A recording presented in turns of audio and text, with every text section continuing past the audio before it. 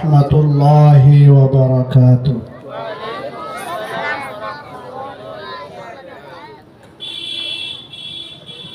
সালামের জবাব দেওয়াতে বোঝা যায় সবারই মোটামুটি ঠান্ডা লেগে গেছে, ঠিক না? তাহলে আলোচনা মাত্র 5 মিনিটের মধ্যে শেষ হয়ে যাবে, নাকি অল্প সময় বসবেন? আল্লাহর কোরআনের জন্য কুরবানি করতে প্রস্তুত আছেন? ইনশাআল্লাহ। সালামের জবাবটা একটু বাড়ায় দিলে, আওয়াজ উঁচু করলে আল্লাহ পাকের সাহায্য আসবে ইনশাআল্লাহ। আসলে খোলা মাঠ, খোলা আকাশের নিচে একটু ঠান্ডা ঠান্ডা বেশি, এই জন্য সালামের জবাব। আবার আমি সালাম দিচ্ছি, আপনারা একটু জোর আওয়াজে সালামের জবাব দিবেন। আসসালামু আলাইকুম রাহমাতুল্লাহ।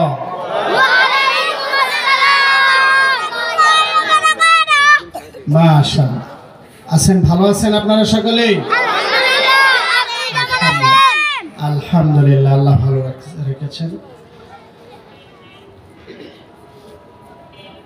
আপনাদের যিনি মাদ্রাসার প্রতিষ্ঠাতা মুহতামিম হাফেজ মোহাম্মদ আব্দুল কাইয়ুম সাহেব দামাত বরকাতুহু, উনি যে গুণাগুণ বয়ান করছেন তার কিছু নাই আমার মধ্যে। এরপরেও আপনাদেরকে আল্লাহ তাআলা তৌফিক দিলে 2-4টি কথা বলবো। আলহামদুলিল্লাহ, আলহামদুলিল্লাহ নাহমাদুহু ওয়া নাস্তাঈনুহু ওয়া নাস্তাগফিরুহু ওয়া নু'মিনু বিহি ওয়া নাতাওয়াক্কালু আলাইহি ওয়া নাউযু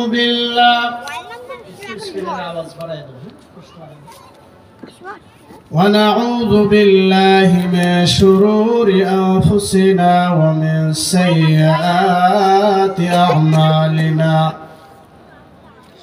من يهده الله فلا مضل له ومن يضلله فلا هادي له، ونشهد أن لا إله إلا الله، ونشهد أن لا إله إلا الله وحده لا شريك له، ونشهد أن سيدنا وسندنا ونبينا ومولانا محمدا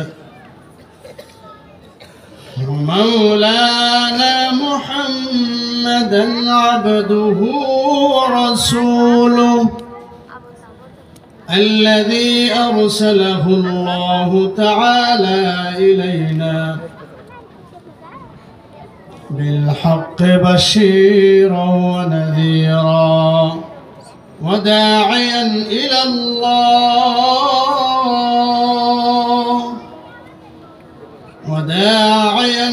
الله بإذنه وسراجا منيرا.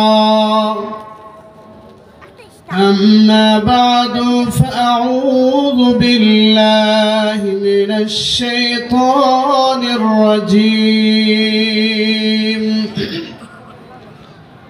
بسم الله الرحمن الرحيم. সকলেই মহব্বতের সাথে قل هو الله أحد الله الصمد لم يلد ولم يولد ولم يكن له كفوا أحد. بسم الله الرحمن الرحيم. قل هو الله أحد لم يلد ولم يولد ولم يكن له كفوا أحد. بسم الله الرحمن الرحيم. قل هو الله أحد الله الصمد لم يلد ولم يولد ولم يكن له كفوا أحد. صدق الله مولانا العظيم. وقال تعالى: أعوذ بالله من الشيطان الرجيم.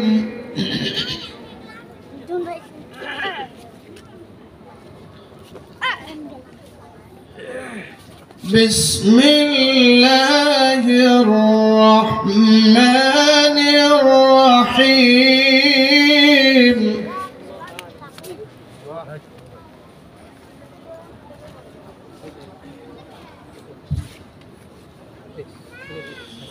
وما كان المؤمنون لينفروا كافة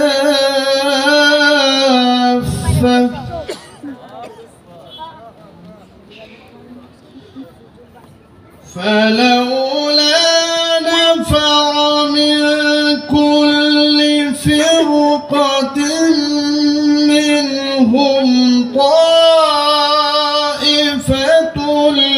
ليتفقهوا في الدين.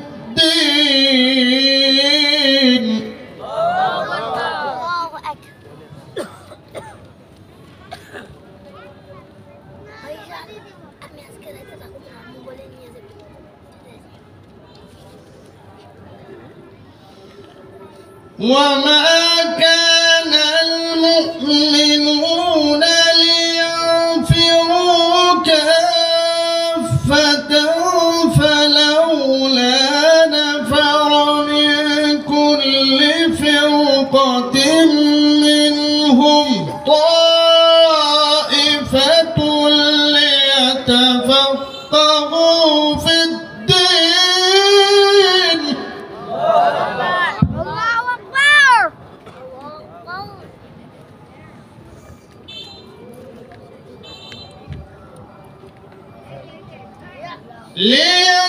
ليتفقهوا في الدين ولينذروا قومهم إذا رجعوا إليهم لعلهم يحذرون.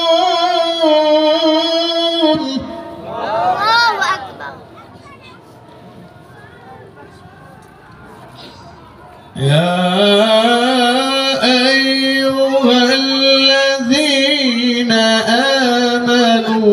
قاتلوا الذين يلونكم من الكفار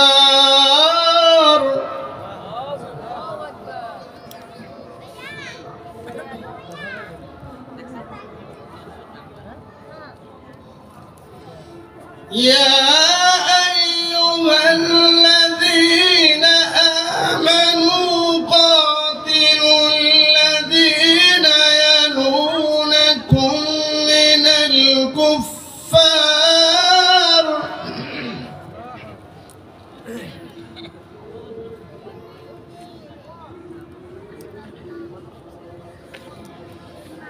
قاتلوا الذين يلونكم من الكفار وليجدوا فيكم غلظة واعلموا أن الله مع المتقين.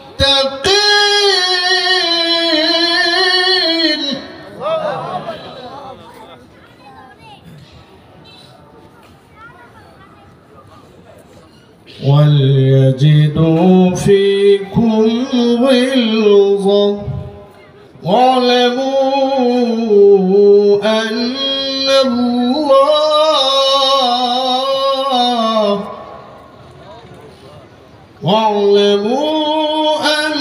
الله مع المتقين.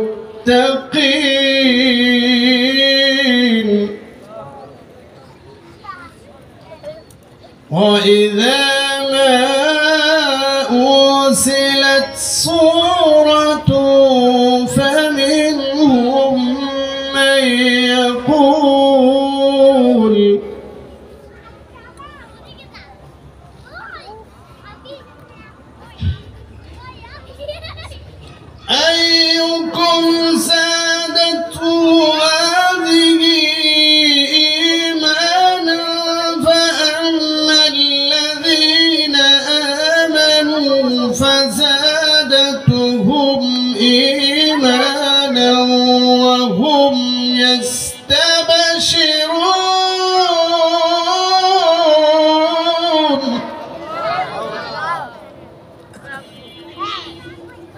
فزادتهم إيمانا وهم يستبشرون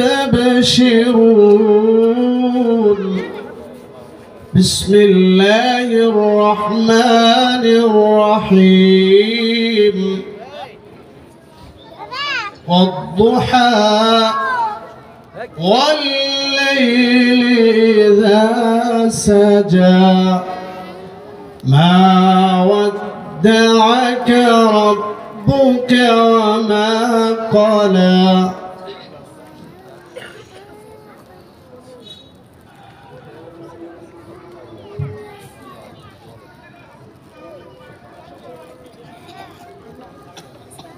والضحى والليل إذا سجى ما ودعك ربك وما قلى وللآخرة خير لك من الأولى ولسوف يعطيك ربك فترضى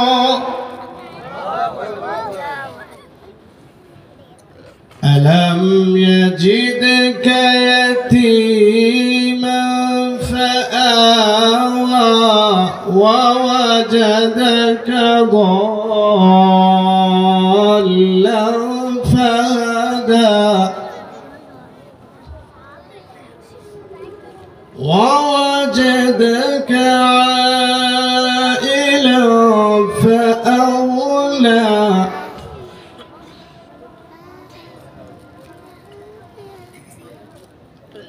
فأما اليتيم فلا تقهر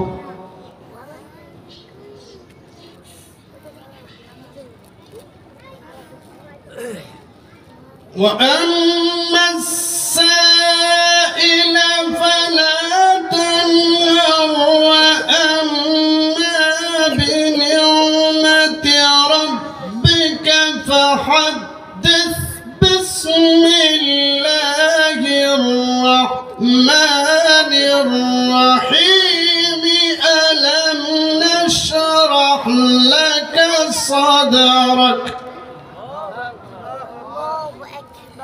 ووضعنا عنك وزرك الذي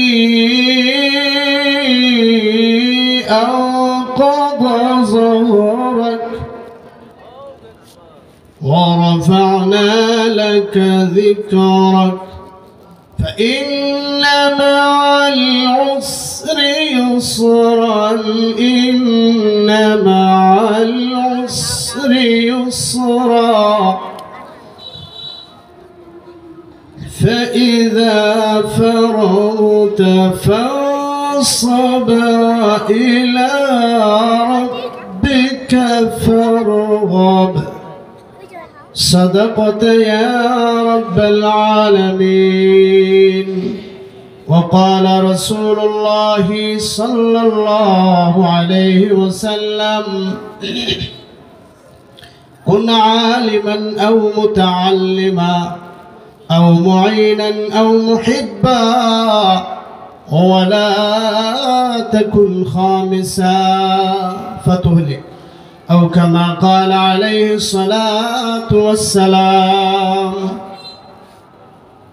हम नगमाए कुरानी दुनिया को सुना देंगे हम नगमाए कुरानी दुनिया को सुना देंगे हर क़ल्ब में चाहत की एक आग लगा देंगे हम नगमाए कुरानी दुनिया को सुना देंगे हम नगमाए कुरानी दुनिया को सुना देंगे। क्या हुस्न कुरानी है क्या हुस्न कुरानी है हम सबको बता देंगे हम नगमाए कुरानी दुनिया को देंगे।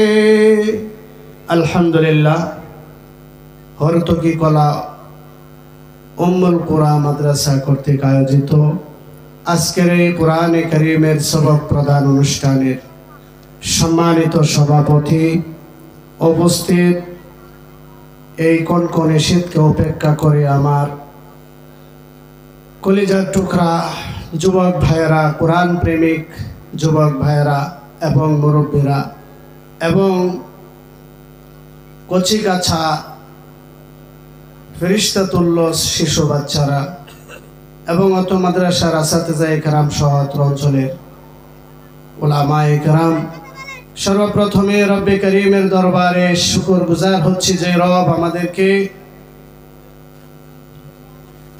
কোরআনের মহব্বতে, কোরআনের ভালোবাসায়, দ্বীনের মহব্বতে, দ্বীনের ভালোবাসায়, আল্লাহর মহব্বতে, আল্লাহর রসুলের মহব্বত আর ভালোবাসায় দিলে ধারণ করে কোরআনের মজলিস, পৃথিবীর শ্রেষ্ঠতম স্থান জান্নাতের বাগানে আসার বসার তৌফিক দান করেছেন। এই জন্য জবান খুলে প্রাণে অন্তরের অন্তঃস্থল থেকে বলি আলহামদুলিল্লাহ। আমি ইচ্ছা করে আপনাদের সামনে একটু লম্বা তেলাওয়াত দিয়েছি, এত লম্বা তেলাওয়াত দিই না, এরপরেও ইচ্ছা করে দিছি, লম্বা তেলাওয়াত দিলে একটু কষ্ট হয়। যাক, আল্লাহ পাকের কালাম তেলাওয়াত করেছি, সূরা তওবা থেকে পড়েছি।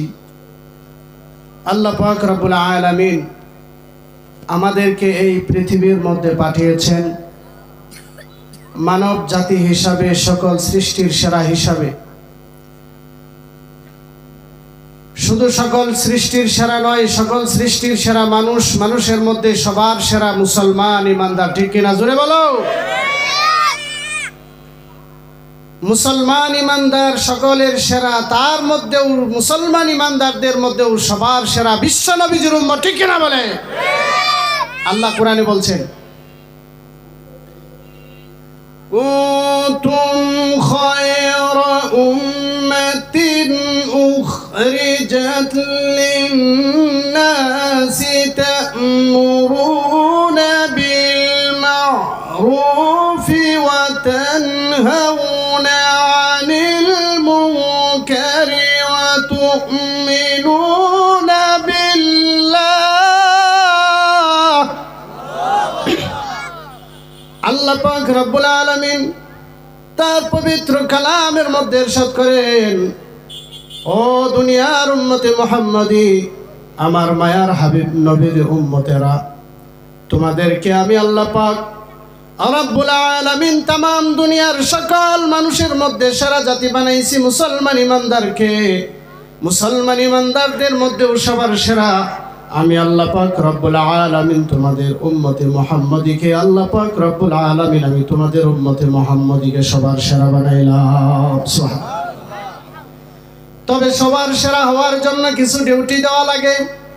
আল্লাহ পাক এখানে কয়েকটা, তিনটা ডিউটির কথা বলেছেন। তা'মুরুনা বিল মারুফ, তোমরা মানুষকে সব সময় ভালোর দিকে আহ্বান করবে। ইমানদার মুসলমান সব সময় মানুষকে ভালোর দিকে আহ্বান করবে। ইমানদার মুসলমান সব সময় মানুষকে অন্যায়, বিচার, জুলুম, অত্যাচার থেকে বিরত রাখবে। জুলুম, অন্যায়, বিচার থেকে মানুষকে বাধা প্রদান করবে। এতে যত জুলুম আর অন্যায় বিচার হোক বাধা প্রদানকারীদের উপরে, এরপরেও তারা এক পা পরিমাণ পিছপা হবে না, বাধা দিয়েই যাবে। ফাঁসির কাষ্টে ঝুলতে হলে উলামায়ে কেরাম মানুষদেরকে, জালেমদেরকে জুলুম থেকে বারণ করেছেন। ঠিক কিনা বলে? পিছনে আমরা দেখেছি উলামায়ে কেরাম মানুষদেরকে জুলুম থেকে বারণ করেছেন। জুলুম থেকে বারণ করতে যে শাহাদাত বরণ করেছেন, জেলখানায় নির্যাতনের শিকার হয়েছেন, রিমান্ডের শিকার হয়েছেন। ঠিক কিনা জোরে বলেন? এরপরে উলামায়ে কেরাম মাথা উঁচু করে, শির উঁচু করে হকের কথাগুলো, অন্যায়ের প্রতিবাদ উলামায়ে কেরাম বজ্রকণ্ঠে বলেছেন। ঠিক কিনা বলেন? এটা আল্লাহর নবীজির উম্মতের একটা অন্যতম বৈশিষ্ট্য। তিনটা বৈশিষ্ট্যের মধ্যে এক নাম্বার হলো তুমিনুনা, এক নাম্বার হলো সৎ কাজের আদেশ প্রদান করবে। মানুষকে নামাজের কথা বলবে, মানুষকে হজের কথা বলবে, যাকাতের কথা বলবে, রোজা রাখার কথা বলবে, প্রতিবেশীর হক আদায় করার কথা বলবে, স্ত্রীর হক আদায় করার কথা বলবে, সন্তানের হক আদায় করার কথা বলবে, মাতা পিতার হক আদায় করার কথা বলবে। ইমানদার মুসলমান 2 নম্বর বৈশিষ্ট্য হলো ইমানদার মুসলমান মানুষকে অন্যায় কাজ থেকে বাধা প্রদান করবে। 3 নম্বর বৈশিষ্ট্য হলো ওয়াতুমিনুনা বিল্লাহ, ইমানদার মুসলমান নিজে আল্লাহকে বিশ্বাস করবে, আল্লাহর হুকুমগুলা নিজেও যথাযথ অ্যাপ্লাই করবে, মানার চেষ্টা করবে। এই 3টা বৈশিষ্ট্য যার মধ্যে পাওয়া যাবে, রাসূল আল্লাহ পাক বলেছেন ওই মানুষগুলা হলো নবী আপনার উম্মতের সেরা উম্মত। সুবহানাল্লাহ। আমরা এই বৈশিষ্ট্যমণ্ডিত উম্মত হতে চাই কিনা?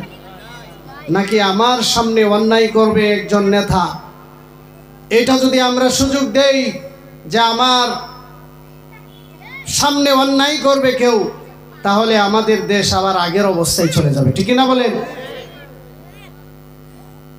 দেখছেন না বিভিন্ন জায়গায় মাহফিল করতে গেলে আমাদের কাছ থেকে মাইক কেড়ে নিয়েছে, নিছে কিনা? নিছে না? আহা, গালি পর্যন্ত দিয়েছে, আঘাত করেছে। মুহতারাম হাজিরিন, এখন থেকে যদি আমরা ঐক্যবদ্ধ থাকতে পারি, আমরা এই 3টা বৈশিষ্ট্য নিয়ে যদি উম্মতে মুসলমান, এই মুসলমান উম্মতে মুহাম্মদিয়া যদি ঐক্যবদ্ধ থাকতে পারি, কোন শকুন আমাদের উপরে তাড়া দিতে পারবে না, ঠিক কিনা বলো? আজকে আমাদের এই দেশকে নিয়ে কথা বললেই বলে রাজনীতি, রাজনীতি মানে কোরআনে রাজনীতির কথা আছে না নাই? কোরআনে আছে না নাই? যদি আপনি বলেন রাজনীতি করা যাবে না, বলা যাবে না, রাজনীতির কথা বলা যাবে না, তাহলে কোরআনের কিছু আয়াতকে আপনার বাদ দিতে হবে। আল্লাহ নবীজি রাষ্ট্র পরিচালনা করেছেন, মদিনা পরিচালনা করেছেন, তাহলে নবীজির ওই রাষ্ট্র পরিচালনার অধ্যায়টা সম্পূর্ণ কেটে দিতে হবে, ঠিক কিনা বলেন? তাহলে রাজনীতি করা যাবে না, রাজনীতির কথা বলা যাবে না। এই কথা বলতে গেলে কোরআনকে বাদ দিতে হবে, নবীজির হাদিস বাদ দিতে হবে। আর যেই ব্যক্তি নবীজির হাদিস একটা অংশকে বাদ দিবে, আল্লাহ পাকের কোরআনের একটা হরকত বাদ দিবে, ওই লোক সাথে সাথে বেঈমান মুরতাদ হয়ে যাবে, ঠিক কিনা বলেন? একটা হরফ নয়, শুধু একটা হরকত, জের জবর আছে না, এটাও যদি বাদ দেয়, তাহলে ওই লোক আর ইমানদার মুসলমান দাবি করতে পারে না, ঠিক কিনা বলেন? আমরা কথাই কথাই বলি যে না হুজুর রাজনীতির কথা কোয়া যাবে না, আমরা কথাই কথায় আমাদেরকে এরকম বাধা দিয়েছে। আমি একটা মসজিদে জুমা পড়াই, এক মসজিদ থেকে ট্রান্সফার হয়ে গেল আরেকটাতে আসছে। কেন? ওই যে হক কথা বললে ভালো লাগে না। আল্লাহ, আমাকে ওই যে সময়টা গেছে, ওই সময় জুমার সময় প্রায় আমাকে ফোন দিত, আমি সাভারে আছি, টিভি থেকে ফোন দিয়ে আমাকে বলতো হুজুর আজকে এই বিষয়ে এই প্রসঙ্গে আলোচনা না করলে ভালো হয়, অনেক চাপ, অনেক প্রেশার। আমি অনেক সময়, আমার বন্ধু ছিল, আমার পরিচিত এলাকারও ভাই ছিল 2 জন, তাদেরকে আমি অনেক সময় বলতাম ভাই, সবার সাথে তো আর বলা যায় না, তাদেরকে বলতাম ভাই আপনাদের কাছ থেকে প্রেশার হলো মানুষ সরকার প্রধানের কাছ থেকে, আর আমাদের উপরে মহান আল্লাহ পাকের পক্ষ থেকে প্রেশার, যে কোরআনের কথা বলতেই হবে, ঠিক কিনা বলে? আমাদের দোষ কি? আমরা তো পিয়ন যেমন একটা চিঠি পৌঁছে দিলে, একজনকে যদি কেউ হত্যার হুমকি দিয়ে একটা চিঠি পাঠায়, আর ওই প্রাপকের কাছে যদি চিঠিটা পৌঁছিয়ে দেয় একজন পিয়নে চিঠি পড়ার পরে দেখে আমি অমুক, তোমাকে আগামী 2 দিনের টাইম দিলাম, যদি 5 লাখ টাকা না দাও তাহলে আমি তোমাকে একবারে দুনিয়া থেকে চিরবিদায় দিয়ে দেব।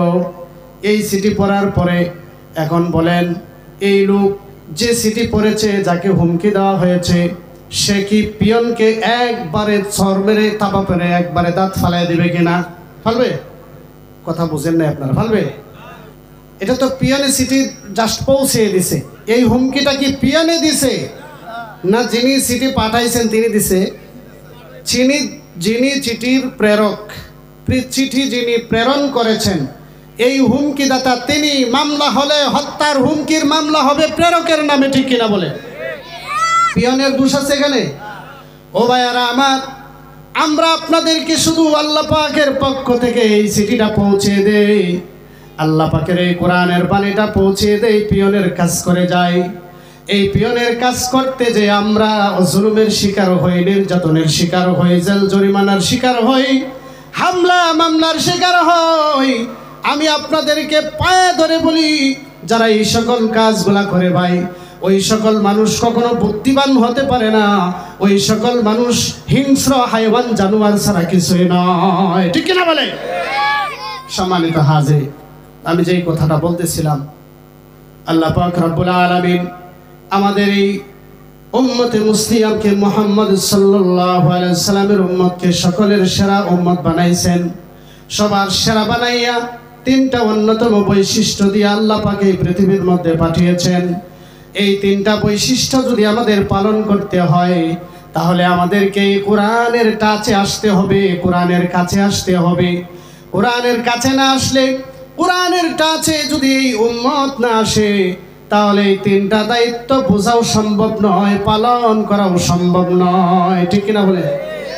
আর যদি কেউ একজন আপনাকে সম্মান দিয়া, সালাম দিয়া দাওয়াত দিচ্ছে, আপনি যদি তার বাড়িতে না যান, অনেক সম্মান করে আপনাকে, যদি বাড়িতে না যান, দাওয়াত রাখছেন, রাখার পরে যদি আপনি না যান, তাহলে একটু কষ্ট করে বসেন, অল্প সময় আলোচনা করুন। তাহলে আপনাকে উনি পরবর্তীতে যখন আপনার সাথে সাক্ষাৎ হবে, আপনাকে খুব সম্মানের সাথে একটা কার্ড দিয়া, সালাম দিয়া দাওয়াত দিয়েছে, আপনি যান নাই, উনি কষ্ট পাবে কিনা? আপনাকে যে সম্মানটা দিয়েছিল, এই সম্মান কি দিবে তখন? না, ওই লোক ভালো না, ওনাকে এত সম্মান করলাম, এত সুন্দর করে দাওয়াতটা দিলাম, আমার বাড়িতে আসে নাই, উনি আসলে সম্মান পাওয়ার যোগ্য নয়, বলবে কিনা? ঠিক তেমনি ভাবে আল্লাহ পাক রব্বুল আলামিন এই জাতিকে সবার সেরা বানিয়ে সম্মান দিয়ে আল্লাহ পাক রব্বুল আলামিন কিছু দায়িত্ব দেয়া বলেছেন, তোমরা এই দায়িত্বগুলোকে পালন করবে। এই দায়িত্বগুলো পালন করার জন্য তোমাদের গাইডলাইন হিসাবে আমি দিয়েছি আল কোরআন। এই কোরআন তোমরা অধ্যয়ন করবে। এই কোরআন অন্যান্য ধর্মগ্রন্থের মতো নয়। অন্যান্য ধর্মগ্রন্থের ধর্মগুরুরা তাদের ধর্মগ্রন্থ স্পর্শ করতে দেয় না, ধর্মগ্রন্থ পড়তে দেয় না, ধর্মগ্রন্থের কাছে আসতে দেয় না। আর আল্লাহ পাক রব্বুল আলামিন বলছেন, এই কিতাব আমি আল্লাহ পাক রব্বুল আলামিন সবার জন্য বানায়া দিছি, পাঠাইয়া দিছি। সুবহানাল্লাহ। এই কোরআন সকলেই পড়বে, সকলেই বুঝবে, বোঝার চেষ্টা করবে, কোনো বাধা নাই। হিন্দু, বেঈমান, অমুসলিম যারা, তারাও বুঝবে, পড়বে, ঠিক কিনা বলে? আল্লাহ কোরআনে বলছেন, এই কোরআন আমি সবার জন্য উন্মুক্ত করে দিছি। আল্লাহ কোরআনে বলেন, শাহরু রমাদান আল্লাযী উযিলা ফীহিল কুরআনু হুদাল লিন-নাসি ওয়া বায়িনাতিন মিনাল হুদা ওয়াল ফুরকান। আল্লাহ বলেন, শাহরু রমাদান, রমজান মাস এমন মাস যে মাসে আমি কোরআন নাজিল করেছি, হুদাল লিন-নাস, সকল মানুষের জন্য উন্মুক্ত করে হেদায়েতের পথ পাওয়ার মাধ্যম হিসাবে। সুবহানাল্লাহ বলে। আল্লাহ বলছেন, এই কোরআন আমি পাঠাইছি সকলের হেদায়েতের মাধ্যম, সকলেই যেন জান্নাতের পথ পেয়ে তাদের মর্যাদাকে ধরে রেখে তাদের বাবার বাড়ি জান্নাতে যেন সোজা চলে যেতে পারে। সুবহানাল্লাহ। জান্নাতেরও একটা কি আছে? রাস্তা আছে। কি আছে? রাস্তা আছে না নাই? এই রাস্তাটা মনে হয় যে চান্দরা কালিয়া করতে উত্তর দিকে যেটা গেছে ওইটা, ঠিক না? ওইটা কি জান্নাতে যাওয়ার রাস্তা? তাহলে এই দিকটা সোজা যেটা গেছে সাভার হয়ে একবারে পুস্তকলা ব্রিজ হয়ে পদ্মা সেতু পার হয়ে যেটা গেছে ওইটা, ওই পাশে মনে হয় পদ্মা সেতুর ওই পারে জান্নাত, ঠিক না? তাহলে তাহলে এই দিকটা পূর্ব দিকে যেটা গেছে, একবারে পূর্ব দিকে যায় আপনার ওই গাজীপুর চৌরাস্তা হইয়া একবারে উত্তর দিকে আরেকটা রাস্তা গেছে ময়মনসিংহ নেত্রকোনা, ওই দিকে নাকি? তাহলে জান্নাতের একটা রাস্তার নাম আছে, জান্নাতের একটা রাস্তা আছে, ওই রাস্তার নাম আছে। ওই রাস্তাকে আমাকে আপনাকে চিনতে হবে। যদি চিনতে পারি, চিনে ওই রাস্তায় যদি উঠতে পারি, আমাকে সোজা জান্নাতে নিয়ে চলে যাবে। সুবহানাল্লাহ। অনেক মানুষ দেখবেন রাস্তা চিনে না। তো এই রাস্তা যারা চিনে না, তারা রাস্তার পাশে কিছু সাইনবোর্ড থাকে, ওগুলা ফলো করে করে যায়। দেখবেন সাইনবোর্ডে লেখা আছে এদিক দিয়ে টাঙ্গাইল, একটা তীর চিহ্ন দিয়ে লেখা আছে টাঙ্গাইল 90 কিলো, 50 কিলো, 60 কিলো, যত কিলোই আছে, এরকম লেখা থাকে কিনা? থাকে। এদিক দিয়ে যখন চট্টগ্রাম যায়, ঢাকা পার হয়ে সায়দাবাদ পার হয়ে, তখন লেখা থাকে 300 কিলো, 350 কিলো চট্টগ্রাম ওইদিকে। এরকম জায়গা জায়গায় কি থাকে, হাইওয়ে রোডে লেখা থাকে কিনা? ড্রাইভার সাহেব যারা হয় তারা ওই লেখাটা ফলো করে করে চলে যায়। নতুন ড্রাইভার যায় কিনা? যেতে পারে। এরকম ভাবে তারা ওই মাইল ফলকগুলো, ওই নামগুলো ফলো করে করে তারা জান্নাতে চলে যায়। চট্টগ্রাম চলে যায়, না টাঙ্গাইলে চলে যায়, ময়মনসিংহ চলে যায়, সিলেটে চলে যায়, এই দিক দিয়ে তোমার খুলনা বরিশাল চলে যায়। মাইল ফলক লক্ষ্য করে, সাইনবোর্ডগুলা লক্ষ্য করে আমার আল্লাহ পাক রব্বুল আলামিন জান্নাতে যাওয়ার একটা রাস্তার নাম বলে দিয়েছেন। এটা আমরা সকলেই জানি। ওই জান্নাতের রাস্তায়ও আল্লাহ পাক 4টা সাইনবোর্ড টাঙ্গায়া দিয়েছেন। কয়টা সাইনবোর্ড? সুবহানাল্লাহ বলেন। যেন আমরা ভুল করে অন্য পথে না যাই। ডাইনে বামে অনেক ফেরি রাস্তা আছে, বাইপাস রাস্তা আছে, ওই রাস্তাগুলা দিয়ে যদি চলে যাই তাহলে সোজা জাহান্নামে চলে যেতে হবে। এই জন্য যেন আমরা বাইপাস রাস্তায় না যাই, সোজা বড় রাস্তায়, যেটা হাইওয়ে রুট, ওই রুট দিয়ে চলে 4টা নাম ফলক, 4টা সাইনবোর্ড যেন ফলো করে করে আমরা জান্নাতে যেতে পারি। এই জন্য আল্লাহ পাক 4 প্রকারের 4টা সাইনবোর্ড টাঙ্গাইছেন। এই সাইনবোর্ডগুলা নাম শুনতে শুনতে শুনতে এবং এই সাইনবোর্ডগুলা সম্পর্কে জানতে কে কে রাজি আছেন? ওই যে এক ভাই চলে যায়, এটা জানার দরকার আছে না নাই? হাত লাগান। ইনশাআল্লাহ আমি এটা আলোচনা করি, আমার পরে লাস্ট আলোচনা ফিনিশিং দেয়া দিব। আল্লাহ পাক রব্বুল আলামিন কোরআনে কারীমের মধ্যে ওই জান্নাতের রাস্তার নাম বলেছেন। সূরা ফাতিহার মধ্যে আল্লাহ বলেন, ইহদিনাস সিরাতাল মুস্তাকিম সিরাতাল্লাযীনা আন'আমতা আলাইহিম গায়রিল মাগদুবি আলাইহিম ওয়ালাদ-দাল্লিন।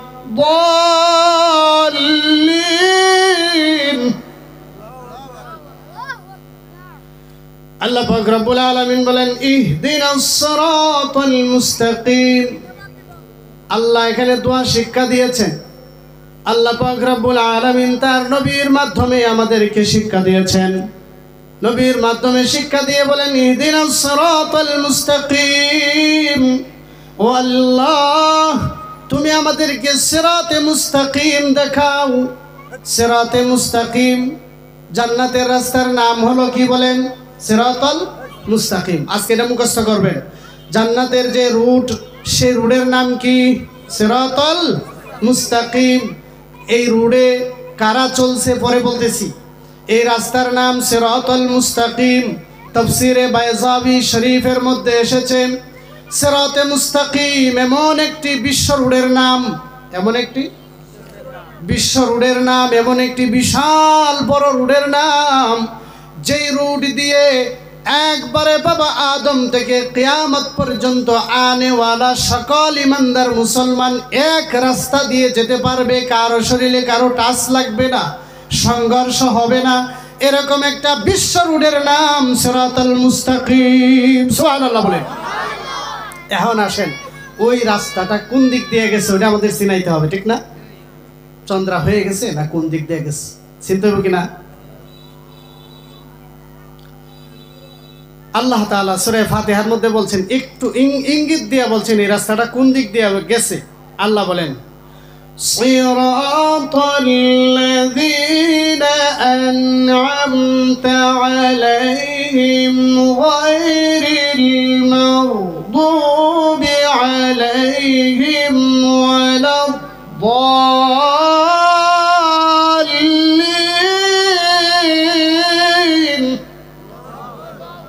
আল্লাহ বলেন, এই রাস্তাটা ওই দিক দিয়ে গেছে যেই দিক দিয়া চলেছেন আনআমতা আলাইহিম, ওই সকল লোকেরা যাহাদেরকে আপনি অনুগ্রহ করেছেন। কে বলছি? ওই রাস্তাটা ওই দিক দিয়ে গেছে যেই দিক দিয়ে চলেছেন কারা? ওই সকল মহামনীষীরা, যেই সকল মহামনীষীদেরকে আপনি ইনাম দিয়েছেন, পুরস্কৃত করেছেন, পুরস্কার দিয়েছিলেন। এরা কারা?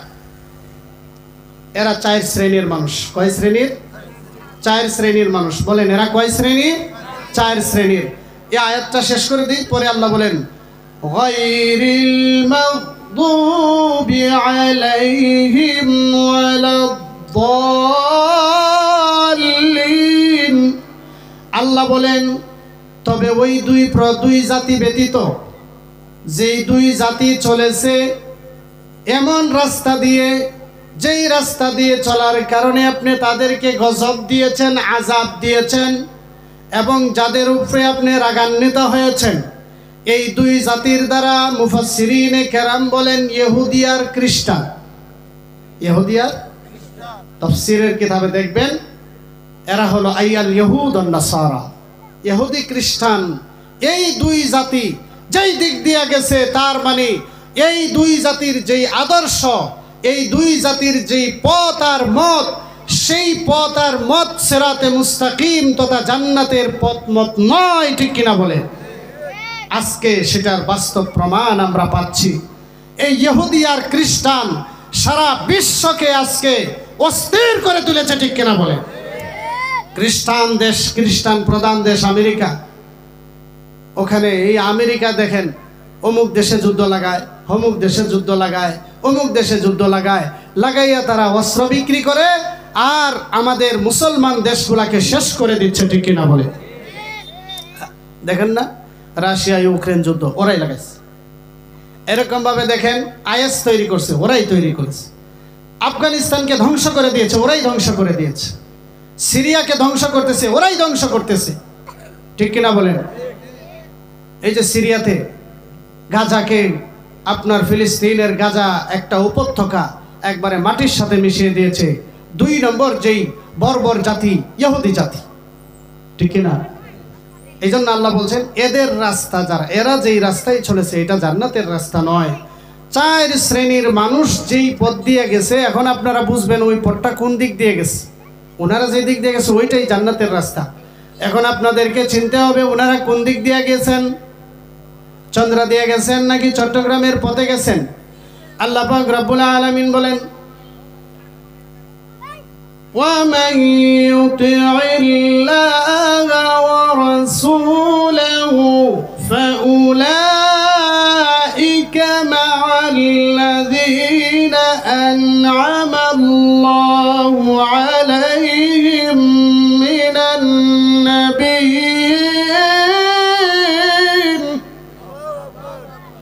আল্লাহ পাক রব্বুল আলামিন বলেন যারা আল্লাহর রাসূলের অনুসরণ করবে ওই সকল মানুষগুলা থাকবে 4 প্রকার মানুষের সাথে। 1 নাম্বার আম্বিয়া, অর্থাৎ নবীগণ।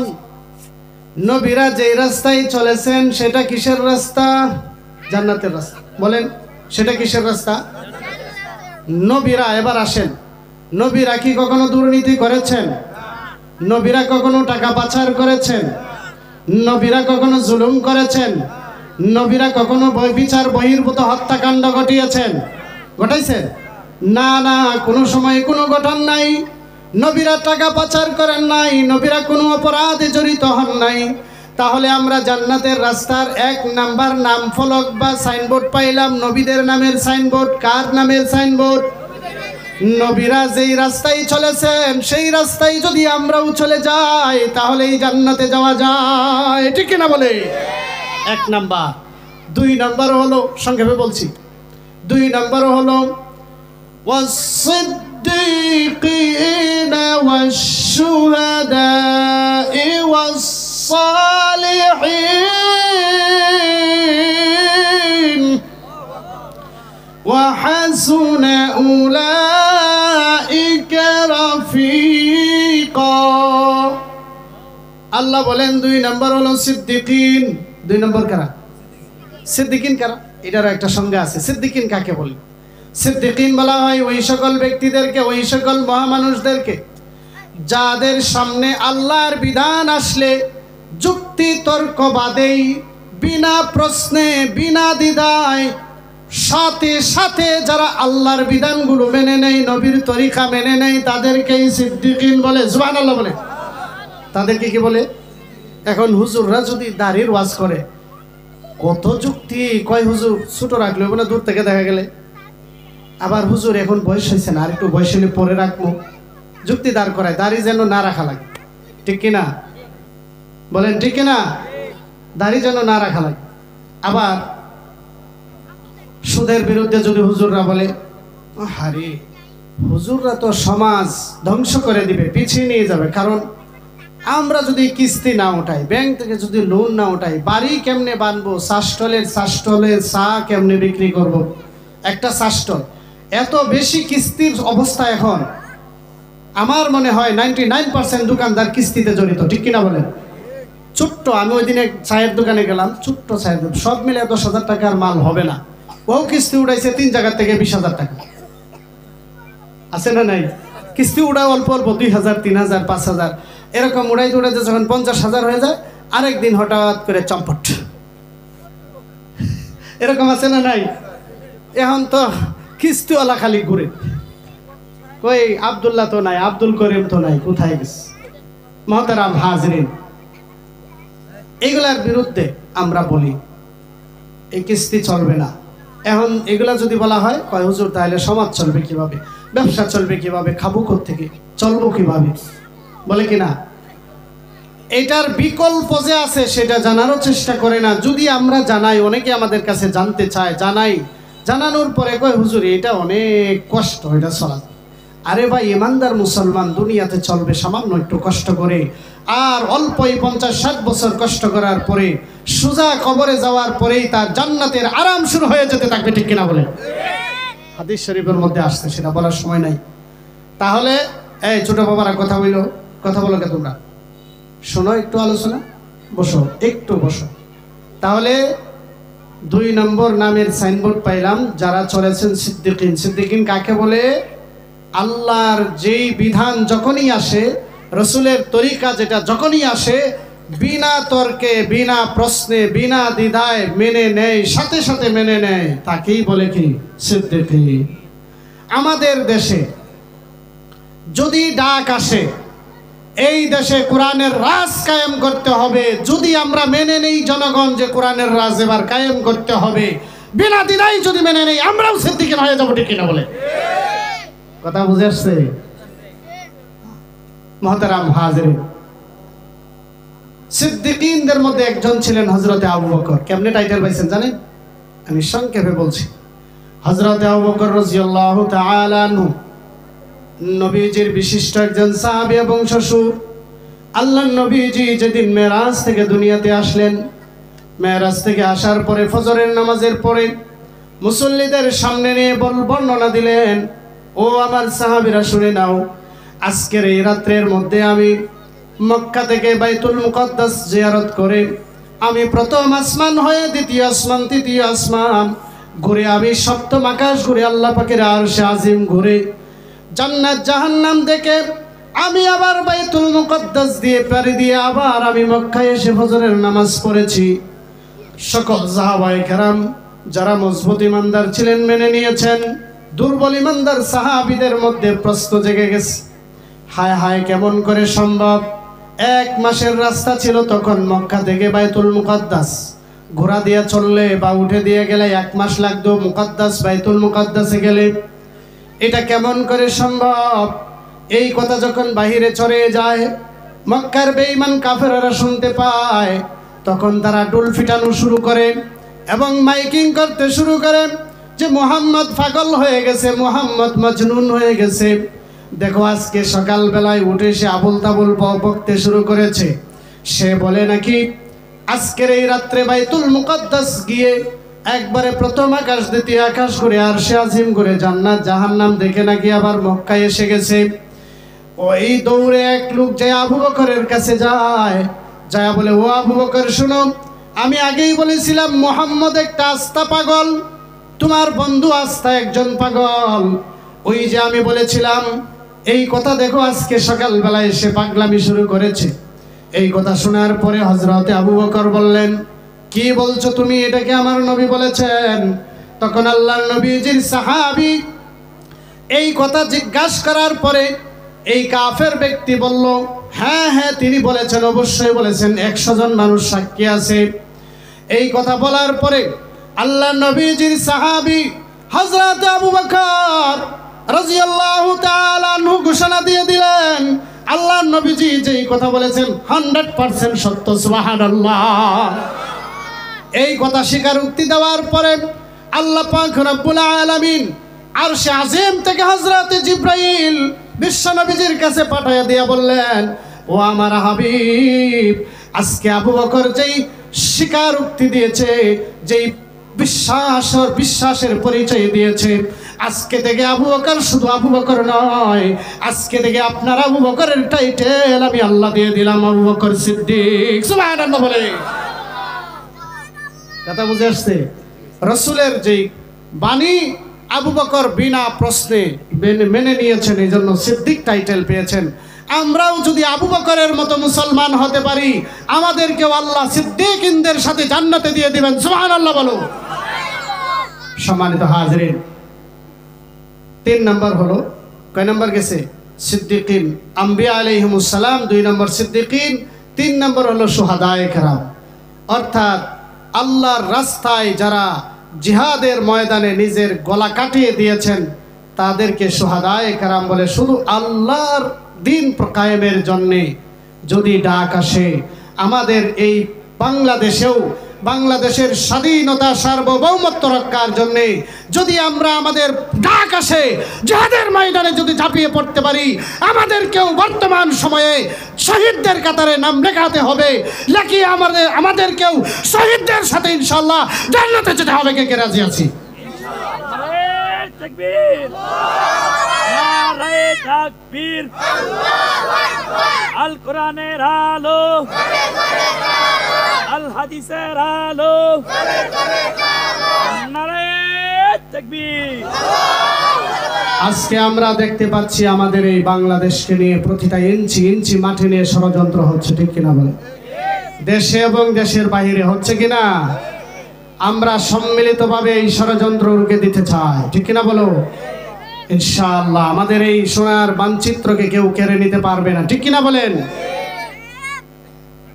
হুজুর আগে বলছেন, তাওহীদ কি আমানত सीनों में है हमारा, मुस्लिम है हम, वतन है सारा जहां हमारा, चीनो अरब हमारा, हिंदुस्तान हमारा, सारा जहां हमारा, सारा जहां हमारा। ठीक है ना बोलो? এই হিন্দুস্তান, এই বাংলাদেশ, এই পাকিস্তান, এইগুলা সব শাসন করেছে মুসলমান, ঠিক কিনা বলে? 800 বছরের বেশি ইতিহাস তো আমরা জানি না। 800 বছরের বেশি ভারত শাসন করেছে মুসলমান। ওই সময় জুলুম অন্যায় বিচার হয়নি। ওই সময় বাবরি মসজিদের নিচে রাম মন্দির, এই রাম মন্দিরের নিচে বাবরি মসজিদ আছে, এরকম কোনো মুসলমান স্লোগান দেয় নাই, ঠিক কিনা বলে? আজকে তারা মসজিদ ভাঙ্গার জন্য স্লোগান দিচ্ছে, বিভিন্ন মসজিদের নিচে, রাম মন্দিরের বিভিন্ন মাজারের নিচে। ওই দিন কয়েকদিন আগেও ঘোষণা দিছে আজমির শরীফের নিচে নাকি মন্দির আছে। অথচ বাবরি মসজিদ আর রাম মন্দিরের আমি ইতিহাস পড়েছি, ইতিহাসটার মধ্যে যে ডেট লেখা আছে ওটাতে লেখা আছে বাবরি মসজিদ নির্মাণ হয়েছে 1525 সাল। কত সাল? 1525 সাল। আর রাম মন্দিরের ইতিহাস তখনও সূচনাই হয় নাই, রামের জন্মই হয় নাই। রামের ইতিহাস লেখা হয়েছে 1570 সালে। কত সাল? 1570 সাল। মসজিদ নির্মাণ হয়েছে 1525 সালে। আর রামের ইতিহাস লেখছে রামের জন্মের আগে, রামচন্দ্রের জন্মের আগে ইতিহাস লেখা হয়েছে 1570 সালে। এর 70 সালের পরে হইল রামের জন্ম। রামের জন্ম 1570 সালের পরে, মসজিদ নির্মাণ 1525 সাল, রামের জন্মই হয়েছে 1570 সালের পরে। তাহলে রাম মন্দির আগে না মসজিদ আগে? মসজিদ আগে না? কিন্তু আজকে এই মসজিদকে ভেঙে মন্দির বানিয়েছে শুধুই গায়ের জোরে, কোনো প্রমাণ নাই, কোনো প্রমাণ নাই। তাদের জোর আছে, এই জন্য আল্লাহ তাআলা অবশ্যই এর বিচার করবে। আমাদের বুজুর্গানে কেরাম বলেছেন, যেই দেশ মসজিদকে ভেঙে টুকরা টুকরা করেছে, আল্লাহ পাক সেই দেশকে ভেঙে টুকরা টুকরা করে দেবে, ঠিক কিনা বলে? এর সূচনা হচ্ছে মাত্র। 7 সিস্টার নাম শুনছেন না? শুনছেন না? সূচনা হচ্ছে, আস্তে আস্তে আলাদা হবে ইনশাআল্লাহ। যাই হোক, আমি যে কথাটা বলতেছিলাম, 4 নাম্বার হলো সালেহীন। সালেহীনদের সাইনবোর্ড, অর্থাৎ যারা আল্লাহ পাকের প্রিয় বান্দা, অর্থাৎ যাদের মাধ্যমে ফরজ তরক হয় না, সুন্নত তরক হয় না, ওয়াজিব তরক হয় না, যারা ফরজ মানে, সুন্নত মানে, ওয়াজিব মানে, সব কিছু যারা মানে, এরা হলো সালেহীন। সংক্ষেপে বললাম, এই সালেহীনরা যেই রাস্তায় চলে, সালেহীনরা মনে হয় নামাজ ফজরেরটা বাদ দেয়, ঠিক না? ফজরের নামাজ বাদ দেয়, ঠিক না? সালেহীনরা ঘুষ খায়, সালেহীনরা সুদ খায়, জুলুম করে, গিবত শেখায়ত করে। আমরা তো শাসটলে হোস্টেলে যাই, গিবত আর শেখায়, চা খাই 1 চামচ, 1 চুমুক, আর গিবত করি 10 চুমুক, ঠিক না? গিবত শেখায়ত। আল্লাহ আমাদেরকে হেফাজত করেন, সকলে বলেন আমিন। তাহলে এই যে আলোচনাটা শুনলেন, এই আলোচনাটা যিনি করেছেন আমার মতো গুনাহগার, উনি মনে হয় জাহাঙ্গীরনগর ইউনিভার্সিটিতে পড়ে আসছি, ঠিক না? কোথায় পড়ছি? মাদ্রাসা। কোথায় পড়েছি? তাহলে আপনার আমার সন্তানকে ওইরকম বানানোর দরকার আছে না নাই? আগে হুজুরে বলছেন যে হুজুর এর লাভটা কি, বেশি টাকা টুকা ইনকাম করতে পারবে না, চলতে পারবে না। আমি তাদের এই কথায় বলি, এখনো বর্তমানে হাইজাকার এবং পকেট মার পাওয়া যায় কলেজ ভার্সিটির সন্তানদেরকে, ঠিক কিনা বলে? কোন রাস্তায় কখনো দেখেছেন কোন মসজিদের ইমাম সাহেব পকেট মেরে নিছে? কোন মাদ্রাসার বড় হুজুর বা মাদ্রাসার শিক্ষক কারো মোবাইল ছিনতাই করে নিছে দেখেছেন? দেখেন। শুধু তাই নয়, এখনো পর্যন্ত আপনি বাংলাদেশের বৃদ্ধাশ্রম গুলাতে যান, যা দেখবেন একজন আলেমের বাবা, একজন আলেমের মা বৃদ্ধাশ্রমে নাই, ঠিক? 8,000, 7,000, 10,000, 15,000 টাকা ইনকাম। এরপরেও আলেম ওলামারা তাদের মা বাবাকে মাতার তাজ মনে করে, জান্নাতের চাবিকাঠি মনে করে সভা করে, ঠিক কিনা বলো? মোহতারাম হাজিরিন, এই জন্য এই সকল মাদ্রাসা চালানোর দরকার আছে না নাই? আমি এই মাদ্রাসার প্রতিষ্ঠাতা মোহতামিমকে বিনয়ের সাথে বলবো, যেন তিনি এই মাদ্রাসার কোরআনের শিক্ষার পাশাপাশি, আমি তো শুনলাম অনেক ভালো, আলহামদুলিল্লাহ, একটা ছেলে কোরআনে কারিমের তেলাওয়াত করেছে, অল্প বয়স, 5 বছর, এত সুন্দর সূরা ইয়াসিন পড়ছে, আমার কলিজাটা ঠান্ডা হয়ে গেছে, অনেক সুন্দর, এর কণ্ঠও ভালো। আল্লাহর কাছে দোয়া করি এ যেন বিশ্ব বরেণ্য একজন আলেম হাফেজ হতে পারে, সকলে বলেন আমিন। এবং এই মাদ্রাসায় যারাই পড়তেছে, আজকেও যারা পড়েছেন, সবক নিয়েছেন, তাদেরকেও যেন আল্লাহ তাআলা বিশ্ববরেণ্য আলেম হাফেজ বানায়, সকলে বলেন আমিন। আমি এই মাদ্রাসার প্রতিষ্ঠাতা মোহতামিম সাহেবের কাছে বলবো, বর্তমান সময় তথ্য প্রযুক্তির সময় এবং কঠিন একটা সময়, কম্পিটিশনের সময়, এই সময় কোরআনের শিক্ষার পাশাপাশি বাংলা শিক্ষাটাকেও আমরা সর্বোচ্চ গুরুত্ব দিয়ে ইনশাআল্লাহ পরিচালনা করব।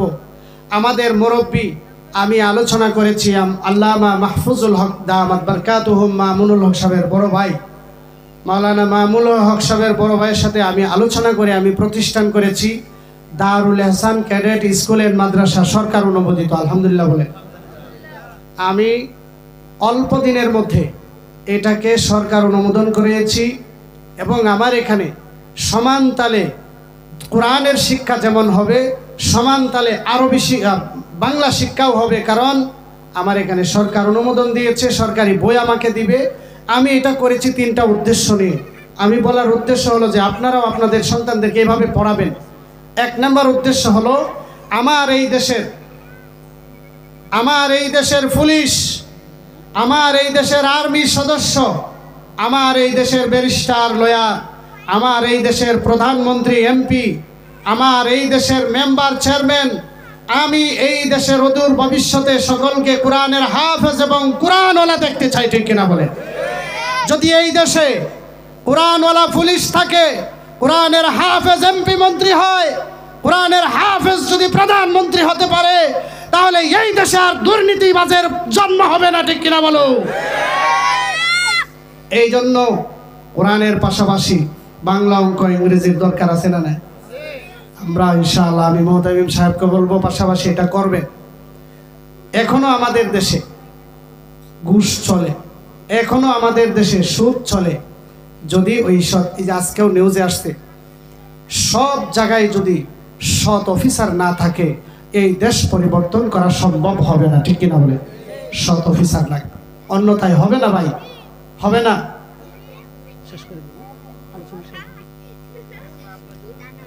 ভাইরা আমার, তাহলে এই মাদ্রাসাগুলাই আমাদের সন্তান দিব, আমাদের সন্তান দিয়ে যোগ্য নাগরিক গর্ব, আমাদের সন্তানগুলাকে দিয়ে এই আজকের এই সন্তান তো আগামীর প্রধানমন্ত্রী হতে পারে, ঠিক কিনা? আজকের এই সন্তান আগামীর এমপি মন্ত্রী হতে পারে, ঠিক কিনা? এই জন্য এই সন্তানগুলাকে যদি কোরআনের শিক্ষা দিয়ে আর বাংলা শিক্ষার পাশাপাশি কোরআনের শিক্ষায় শিক্ষিত করতে পারি, তাহলে আমাদের এই দেশ তারা যখন পরিচালনায় যাবে, অদূর ভবিষ্যতে সোনার দেশ হয়ে যাবে, ঠিক কিনা? ডক্টর ইকবাল, উনি বড় বড় ইউনিভার্সিটিতে ডক্টরেট ডিগ্রি অর্জন করেছেন, কিন্তু উনি প্রথমে কোরআনের শিক্ষায় শিক্ষিত ছিলেন। এই জন্য উনি আল্লাহকে বলেন নাই। ওই ইংরেজদের দেশে পড়ার পরেও ইসলামের ইতিহাস, ঐতিহ্য, তামাদ্দুন তিনি ধরে রেখেছেন, 5 ওয়াক্ত নামাজ তিনি ধরে রেখেছিলেন। কেন? ওই ওনার ভিতরে কোরআন ছিল। কি ছিল? এই জন্য তিনি অনেক সুন্দর সুন্দর কবিতা গায়ে গেছেন। এই যে আগে যেটা বললাম, তাওহীদ কি আমানত, এটা ডক্টর ইকবালের কবিতা। তাওহীদ কি আমানত सीनों में है हमारे, मुस्लिम हम वतन है सारा जहां हमारा, चीनो अरब हमारा, हिंदुस्तान हमारा, सारा जहां हमारा, सो बर कर चुका है इम्तिहान हमारा, सो बर कर चुका है इम्तिहान हमारा, हम दबने वाले नहीं, सारा जगह हमारा। ডক্টর ইকবাল বলেন, শতবার মুসলমানদেরকে পরীক্ষা করেছো, আমরা দমে যাওয়ার জাতি নই, ঠিক কিনা বলে? মুসলমান কখনো দমে থাকতে পারে না, মুসলমান কখনো বিলুপ্ত হতে পারে না। মোহতারাম হাজিরিন, এই জন্য সর্বশেষ যে আবদার আমি রাখবো, আমরা আমাদের সন্তানদেরকে কোরআনের শিক্ষার পাশাপাশি বাংলা শিক্ষায় শিক্ষিত করব। আল্লাহ পাক আমাদেরকে, আমাদের এই সন্তানগুলাকে কোরআনের শিক্ষায় শিক্ষিত করে এবং বাংলা শিক্ষায় শিক্ষিত করে সুনাগরিক হওয়ার এবং আল্লাহ পাক রব্বুল আলামিনের প্রিয় বান্দা হওয়ার তৌফিক দান করেন। পরিশেষে এই উম্মুল কুরা মাদ্রাসাকে আল্লাহ পাক কবুল ও মঞ্জুর করে নেন এবং এই মাদ্রাসার যিনি পরিচালনায় যেনারা 2 জন আছেন, আল্লাহ তাদেরকে নেক হায়াত দান করেন এবং সততার সাথে, নিষ্ঠার সাথে, ইখলাসের সাথে এই প্রতিষ্ঠান পরিচালনার তৌফিক দান করেন। সকলে বলে আমিন। ওয়া আখিরু দাওয়ানা আনিল হামদুলিল্লাহি রাব্বিল আলামিন।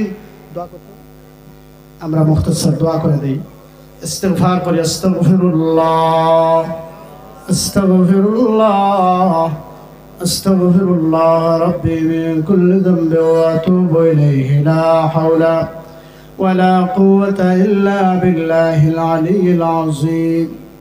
আল্লাহুম্মা সাল্লি আলা মুহাম্মাদ ওয়া আলা আলি মুহাম্মাদ কামা সাল্লাইতা আলা ইব্রাহিম ওয়া আলা আলি ইব্রাহিম ইন্নাকা হামিদুম মাজিদ। আল্লাহুম্মা বারিক আলা মুহাম্মাদ ওয়া আলা আলি মুহাম্মাদ কামা বারাকতা আলা ইব্রাহিম ওয়া আলা آل إبراهيم ইন্নাকা হামিদুম মাজিদ। সকলে দোয়া করুন। আমাদের অনেকেরই মা নাই, বাবা নাই। আল্লাহ পাক যেন আমাদের আব্বা আম্মাকে মাফ করে দেন এবং যাদের আব্বা আম্মা জীবিত আছেন নেক হায়াত দান করেন এবং এই মাদ্রাসাকে যেন আল্লাহ কবুল করে নেন। আমরা যেন এই মাদ্রাসায় টাকা পয়সা দিয়ে সাহায্য করতে না পারলেও আমাদের সন্তানগুলাকে দিয়ে যেন এখানে ভর্তি করে সাহায্য করতে পারি। আল্লাহ আমাদের তৌফিক দান করে এবং আমাদের সন্তানগুলাকে যেন কবুল করে নেয়, এই জন্য বলি আমিন। আলহামদুলিল্লাহি রাব্বিল আলামিন والصلاة والسلام على سيد المرسلين وعلى آله وأصحابه أجمعين. ربنا ظلمنا أنفسنا وإن لم تغفر لنا وترحمنا لنكونن من الخاسرين. ربنا آتنا في الدنيا حسنة وفي الآخرة حسنة وقنا عذاب النار. رب ارحمهما كما ربياني صغيرا. رب ارحمهما كما ربياني صغيرا. اے رب العالمین ارحم الراحمین. আমি বড় গুনাহগার অপরাধী খাতাকার মাওলা, আখির তোমার বান্দা হিসাবে আয় আল্লাহ তোমার কালাম থেকে কিছু আলোচনা করলাম, তোমার নবীজির হাদিস নিয়ে কিছু আলোচনা করলাম। মালিক আল্লাহ আলোচনাগুলোর মধ্যে যদি ভুল ত্রুটি হয়ে থাকে ক্ষমা করে দিয়ে আলোচনাগুলো কবুল আর মঞ্জুর করে নাও। আয় আল্লাহ আগে আমাকে পরে সকলকে আমল করার তৌফিক দান ফরমাও। আয় আল্লাহ তোমার বান্দারা তোমার মহব্বতে তোমার কোরআনের ভালোবাসায় আয় রাব্বুল আলামিন ঠান্ডা শীত উপেক্ষা করে মাওনা আরামের ঘুম ছেড়ে দে। আয় আল্লাহ এই পর্যন্ত অনেক রাত্র আয় আল্লাহ কষ্ট করে বসে আছেন। আয় আল্লাহ আমাদের এই বসাকে কবুল আর মঞ্জুর করে নাও। আয় আল্লাহ তোমার নবীজি হাদিসে বলেছেন, আয় আল্লাহ যেখানে কোরআনের আলোচনা হয় চতুর্পার্শ্বে ফেরেশতারা এসে আয় আল্লাহ রিপোর্ট কোড লিখতে থাকে। আলোচনা শেষ হওয়ার পরে আয় আল্লাহ এরা আল্লাহ তোমার কাছে যে রিপোর্ট করে, মাওলা তোমার একদল বান্দাকে দেখে এসেছি আয় আল্লাহ ঠান্ডা শীত উপেক্ষা করে তোমার কোরআনের আলোচনা শুনেছে। আয় আল্লাহ তখন তুমি ঘোষণা দিয়ে দাও এদেরকে আমি মাফ করে দিলাম। আয় আল্লাহ এই ঘোষণায় আমাদেরকেও আজকে মাফ করে দাও। আয় আল্লাহ আমাদের সকলকে মাফ করে দাও রব্বুল আলামিন। আয় আল্লাহ তুমি জানো আমাদের এখানে কার মা দুঃখে নাই, কার বাবা নাই। অনেকদিন হলো মাকে মা বলে ডাকতে পারি না, আব্বাকে আব্বা বলে ডাক দিতে। তুমি আমাদের আব্বা আম্মাদেরকে আয় আল্লাহ মাফ করে দাও। আয় আল্লাহ তাদের কবরগুলোকে জান্নাতের টুকরা বানায় দাও। যাদের আব্বা আম্মা জীবিত আছে নেক হায়াত দান ফরমাও। মা বাবার খেদমত করে আমাদেরকে জান্নাত কামাইবার তৌফিক দান ফরমাও। আয় আল্লাহ আখেরি গুজারিশ, আয় আল্লাহ এই মাদ্রাসা উম্মুল কুরাকে কবুল করে নাও। আয় আল্লাহ এই মাদ্রাসাকে কবুল করে নাও। আয় আল্লাহ এখান থেকে যেন যোগ্য হাফেজ আলেম বের হতে পারে। আয় আল্লাহ যোগ্য নাগরিক বাংলাদেশের সুনাগরিক বের হতে পারে তৌফিক দান ফরমাও। আয় আল্লাহ রহমান রাহিমিন এই মাদ্রাসার প্রতিষ্ঠাতা যিনি আয় আল্লাহ হাফিজ আব্দুল কাইয়ুম সাহেব সহ আয় আল্লাহ ওনার সহযোগীকে কবুল করে নাও। আয় আল্লাহ ইখলাসের সাথে মেহনত করার তৌফিক দান ফরমাও। আয় আল্লাহ সামান্য বেতনে খেয়ে না খেয়ে পড়াচ্ছেন। আয় আল্লাহ ইখলাস না থাকলে দুনিয়াও শেষ আখিরাতও শেষ। আয় আল্লাহ আমাদেরকে ইখলাসের সাথে আয় আল্লাহ কথা বলার এবং মেহনত করার তোমার দিনের খেদমত করার তৌফিক দান ফরমাও। আয় আল্লাহ আখেরি গুজারিশ, এখানে তুমি জানো কার কোন নিয়তে হাত উঠাইছেন, কার দিলের মধ্যে কোন মনোবেদনা আছে। সকলের মনোবেদনা তুমি কবুল করে নাও, সকলের সমস্ত সমস্যার সমাধান করে দাও। আয় আল্লাহ আমাদের পক্ষ থেকে লাখো কোটি দুরূদ আর সালাম তোমার নবীজির রোজায় পৌঁছে দাও। আয় আল্লাহ সর্বশেষ আয় আল্লাহ আমি বড় নালায়েক, আয় আল্লাহ অযোগ্য, আমি বড় গুনাহগার। আমার গুনার কারণে এখানে আয় আল্লাহ তুমি যদি হাত কবুল না করো মাওলা, যার হাত তোমার কাছে প্রিয় হয়, ভালো লাগে, তার হাতের উসিলা আমাদের সকলের হাত কবুল করে নাও, সকলের হাত কবুল করে নাও। সাথে সম্ভবত মা বোনেরা আছেন, তাদেরকেও মাফ করে দাও। স্বামীদের খেদমত করার তৌফিক দান ফরমাও। আয় আল্লাহ, তোমার হুকুমগুলা সকলকে মানার তৌফিক দান ফরমাও। আমাদের এই বাংলাদেশকে, এই সোনার মানচিত্রকে তুমি রক্ষা ফরমাও। সকল জুলুম অন্যায় বিচার বন্ধ করে দিয়া আয় আল্লাহ, সকল ষড়যন্ত্রকে তুমি কুদরতিভাবে রুখে দাও। রব্বানা তাকাব্বাল মিন্না ইন্নাকা আনতাস সামিউল আলিম ওয়া তুব আলাইনা ইয়া মাওলানা ইন্নাকা আনতাত তাওয়াবুর রহিম ওয়ারহামনা মা'আহুম বিরহমাতিকা ইয়া আরহামার রাহিমিন। السلام عليكم ورحمة الله